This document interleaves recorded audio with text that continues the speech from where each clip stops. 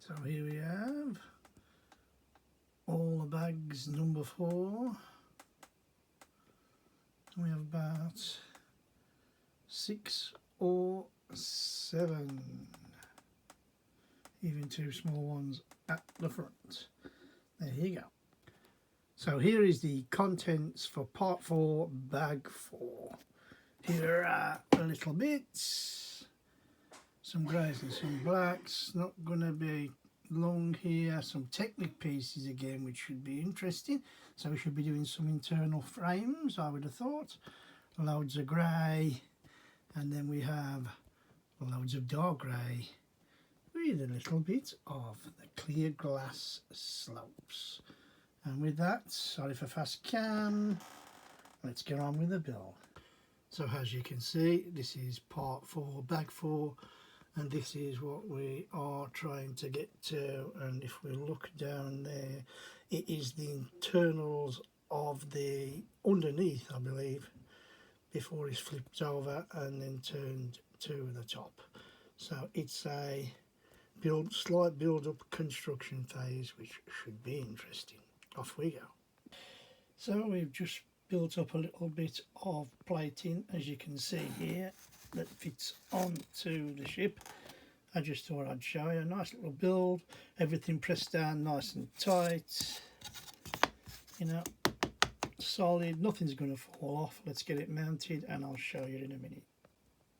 There you go, totally installed, just clips on over the stud, clicks to the plates, press, turn it over. At least you've got a bit of leverage this time because you can press on the others, and it just hangs out the back like that. So excellent, let's get to it.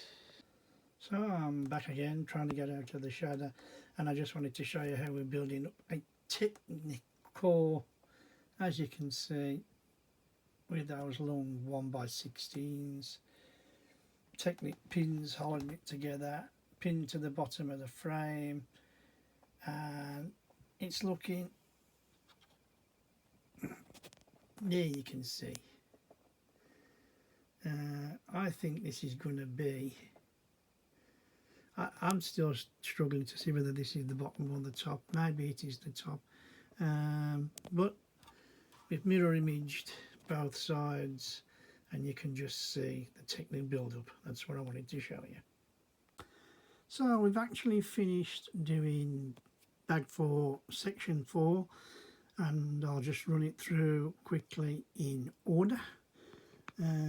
We started, as I showed you a lot earlier, in flushing out these Technic pieces here and on the other side, which was quite nice and easy. Once those were installed, we went to the far side, and here you go with the underside. Now, before I come in, we're going to talk about the entire double plating of this, like it's plates on plates, as you can see. They did go on a little bit easier than the side pieces before. I will show you these. I don't know whether any of you have seen these before. They're little black, like little black tubes, 2-3 millimeters, 1/4 of an inch in height, and they basically create an extra stud that somebody will clip onto. I've never ever used them in other than Blu Brix, if I'm being honest and truthful.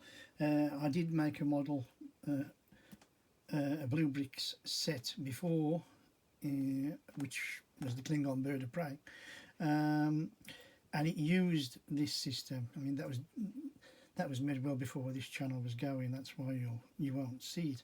But anyway, I'm transgressing. The little black connectors there, they run through, and there's certain parts on here that they connect to, basically these parts here and here, the like sort of whitey coloured, you know, or cream, whichever way you want to call it. Anyway, that works. I think the decoration is nice with the slopes all the way around. You can see how we're building up the underside, and this is definitely the underneath of Voyager. The one sad thing I have got to report is that as to press, I am missing one of these, which is a 2x2 with the pins pressing out underneath. I should have had 8 left and I only had 6. Now to the light, 7. So one should have gone there. So 1, 2, 3, 4, and it's 1, 2, 3, 4 the other side.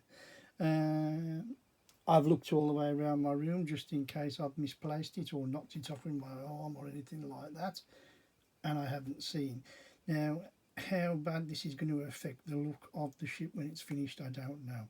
I do know in the next section there are other same pieces, so if I can find one that gets out the way that you can't see very well, I'll replace it with that one and see. I certainly haven't got one in the replacement library, unfortunately. It's hard work on the fingers pressing these plates in and making sure that they're nice and tight, and you can see by the look of that. But it is good, it is strong.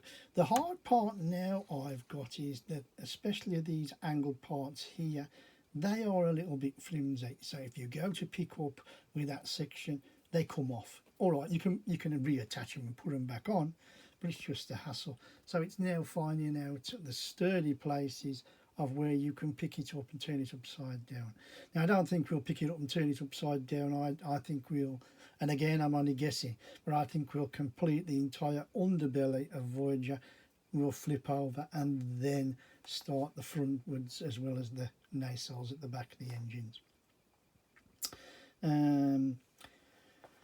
And that's it really for this build. Quite enjoyable, quite nice. You can see that clear glass element there. Like I said, there's the slopes and the longer slope.